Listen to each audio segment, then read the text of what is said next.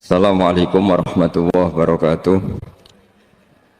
Bismillahirrahmanirrahim. Nahmaduka ya ghafuru ya syakuru. Masalli wa sallim barik ala sayyidina maulana Muhammadin wa ala alihi wa sahbihi asfa'in nama ba'du. Ini cerita Nabi ketika ketemu Nabi Adam. Fa idza nazara qibala yaminih dhahika wa idza nazara qibala shimalih baka.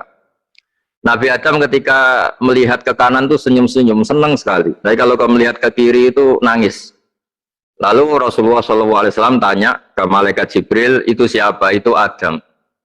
Dan yang kelompok di kanan itu ahli surga, maka beliau kalau melihat senang sekali, dan kalau yang di kiri itu ahli neraka, kalau beliau melihat itu susah sekali.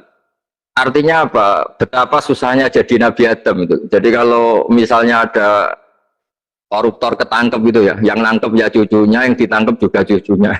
Kalau kita punya anak 10 itu, terus yang satu misalnya nyuri milik temannya, milik saudaranya itu, sing naboi ya anaknya, yang ditaboi juga anaknya. Kayak apa tersiksanya seorang Nabi Adam? Karena nggak punya pilihan, pasti dari sekian kasus dolim dan mazlum, yang mendolimi maupun yang didolimi itu pasti anak cucunya.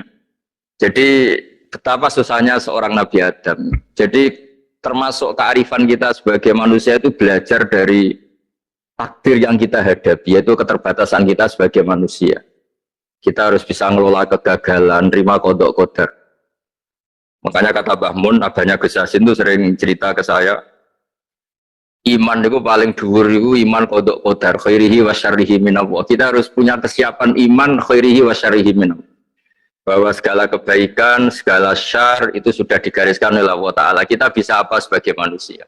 Jadi pertama Nabi Muhammad ketemu di as-sama idunya, langit paling dekat, itu ketemu Nabi Adam dengan kondisi seperti tadi. Kalau melihat ke kanan itu senyum, karena itu anak-anak beliau, turunan beliau yang ahli surga. Kalau melihat ke kiri itu nangis, karena itu cucu beliau yang ditakdir tidak jadi orang baik.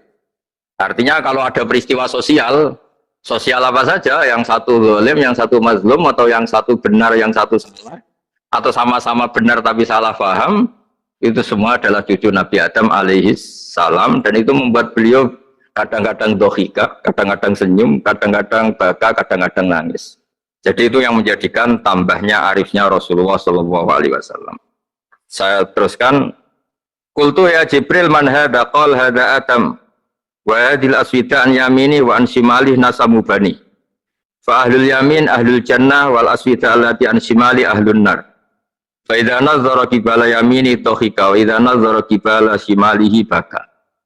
Itu seperti misalnya kita punya anak 5, yang satu sukses jadi profesor doktor atau jadi orang alim, yang satu sekolah saja agak naik, misalnya sudah agak naik, ngentekno dunya itu nghabiskan harta itu kan.